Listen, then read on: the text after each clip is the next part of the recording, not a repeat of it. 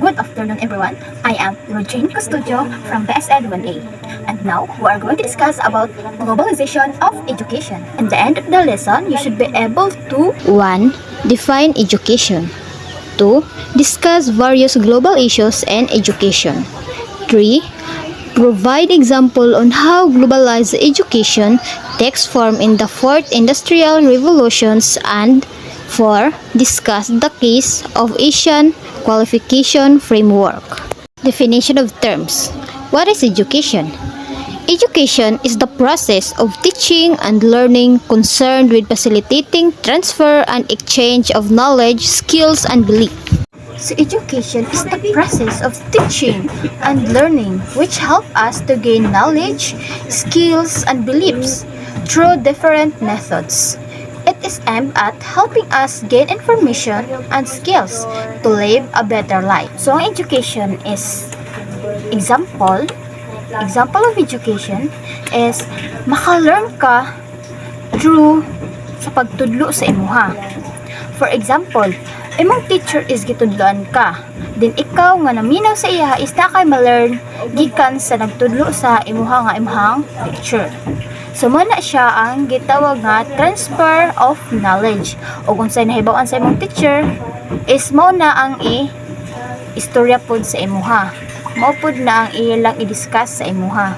Equivalency is the process of gauging whether one's level of achievement is commensurate to the expected requirements for an academic degree. So, ang equivalency is isa siya ka proseso nga sukbanan kung karapat dapat ba ka nga makahuman sa imong kurso nga giskulahan.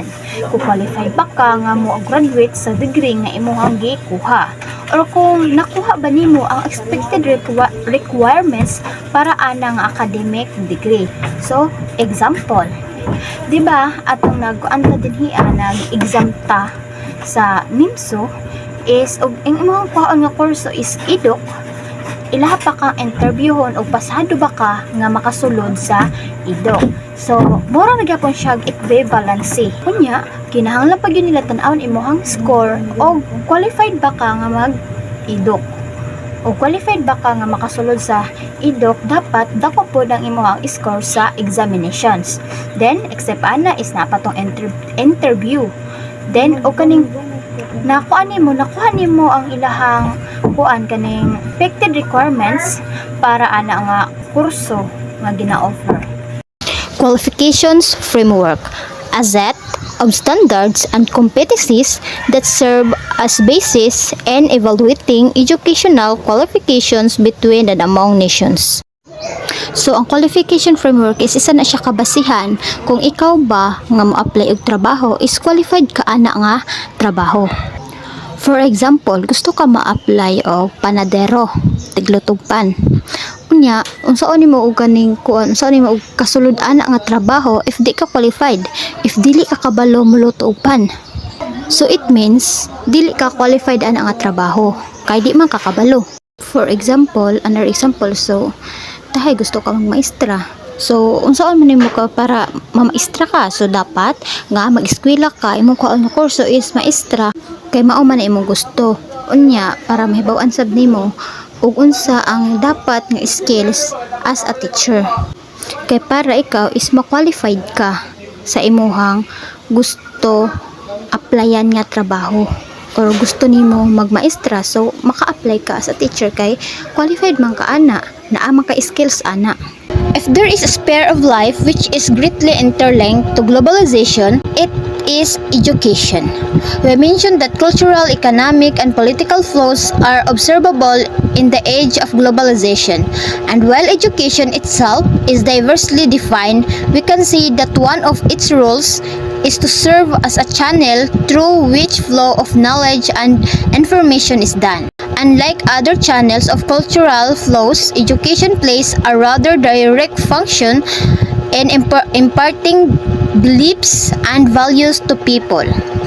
When people go through the educative process, they are presented with content and provided with experiences that are aligned with what is deemed important by a particular society. In the family, parents teach their children knowledge and skills that they believe their children would need to survive and succeed in the larger world beyond the confines of their homes. In school, teachers teach their students based on a curriculum developed to home graduates that are adaptable to changes in their environment, particularly in the world of work and workplaces. Employees are taught and trained to be able. So, diri sa kalibutan, og asa ta naapil nga grupo, importante kayo sa ato ang kinabuhi ang education. Kay mao ni ang isa ka way para ang isa ka bansa kay mounlad. In our previous topic, ato ang natakal dito ang about sa kultura, ekonomiya ug politika, ug unsa ang dagan sa pagbag-o ana nila. While ang education is naa siya lahi-lahi nga kahulugan or meaning. Kay ang education pwede nga ang tungkulin ana niya or ang isa sa iyahang tungkulin is magsilbing daan kung asa nahitabo ang way of learning and information. So kung ang tao man gyud is naka-eskwela, mulahi pod ang ilang pananaw sa pamilya, ginatudloan ang bata sa ilahang parents according ra pod na sa tinuuhan sa ilahang parents or kaalam sa ilang parents ug unsa toy nahibaw-an sa ilahang parents, maura pod nang ilang itudlo sa ilahang anak. Ug unsa tong feeling nila nga importante nga mabaw-an sa ilahang anak kay para maka-survive sa kinabuhi, maura pod na ang ilahang itudlo sa ilahang anak. Ug unsa ang dapat nga skills para ana sa farm nga tudlo ang mga anak nila is tudloan nila sa farm ug unsaon. For example, unsaon og tanom, like ing ana, ug unsay trabaho sa farm, mo na itudlo sa parents. While sa school, ginatudloan ang mga bata sa ilahang teacher according sa curriculum. Kay para mahimong ready ang mga bata og mapaayo sila sa pagbag-o sa palibot, sa ilahang palibot. Sabot na sa diri sa kaning kuan sa ato ang universe, kumbaga sa atong mundo, sa mundo ng trabaho or sa lugar sa trabahoanan. Ang education is maugid ni siya ang gitawag nga container of knowledge. Kay tanan nga dapat nimo mahibaw-an or ma-learn is naa sa education. While man gyud sa kaning kuan sa kanang sa imo harang parents, imong mga parents kay ang itulo ra sa imong parents sa imo is unsa ra pod ilang mga pagtuo, unsa ra pod ang ilang nahibaw-an ug asa ra ug unsa ang kaning mga trabaho sa farm ug unsa ra gyud ang ilang na kuan ba ug unsa lang ilang mga na-experience is maura pod na ang ilahang tudlo sa imuha. Well, sa kuan magud sa education is naa na tanan didto tudloan ka magbasa, magsulat, unsa ang dapat nimo buhaton og naka sa kaning workplace. Like ing ana naa na didto tanan, mao na siya nga gitawag na siya og ang eskwelahan or ang education is gitawag siya og kanang container of knowledge. Trends and education amidst globalization. Transnational education. Studying abroad is not new, but with the advancement in transportation technologies and the evolution of international policies on migration, it is becoming more possible for learners in a territory to receive formal education in a different country.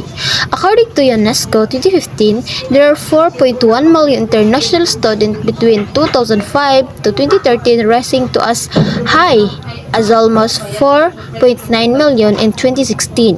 Migration Data Portal 2019, citing UNESCO 2018 data. Ang pag-study sa abroad is dili na gyud bag-o sa ato but because sa kaning advancement sa transportation ug technology ug ang sa evolution sa international policies on migration, mas naanhanaw ay possibility, mas nidako ang posibilidad sa mga estudyante or sa mga learners nga moeskwela sa laing lugar. kay para makareceive sila og formal education sa lahi-lahi nga bansa or sa lahi-lahi nga country. Karon baya is bisag naa ka sa Pilipinas unya ang imong instructor is naa sa laing lugar or butang nato na siya sa US, is makatudlo siya sa atoa nga naa diri sa Pilipinas kay tungod pud na siya sa technology. Many academic institutions would also have linkages and partnership with those from other countries, and opportunities for scholarship abounds. Some of the scholarship programs for international students are as follows.